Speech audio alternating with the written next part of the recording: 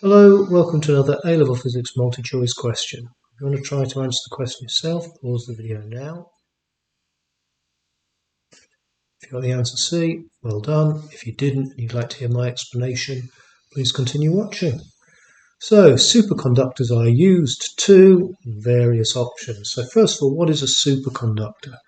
A superconductor is a material where, as the temperature drops, the resistivity or the resistance drops, but then at a certain temperature, called the critical temperature, the resistance or resistivity drops to zero. And that temperature is called the critical temperature.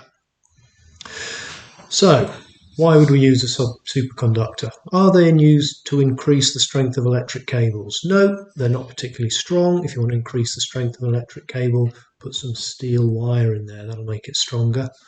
Make light-dependent resistors? No. Light-dependent resistors, the resistance depends upon the amount of light hitting the material. Produce strong magnetic fields? Yes, you can produce extremely strong magnetic fields.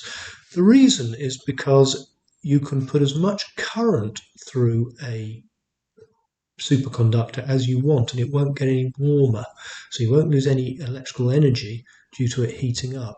So the very strongest magnets we have now are electromagnets made of superconductors with huge currents going through them and therefore producing huge magnetic fields. In fact, the last option, increase the rate of heat energy transfer. No, the heat energy transfer will be zero because there's no resistance. So the answer was C.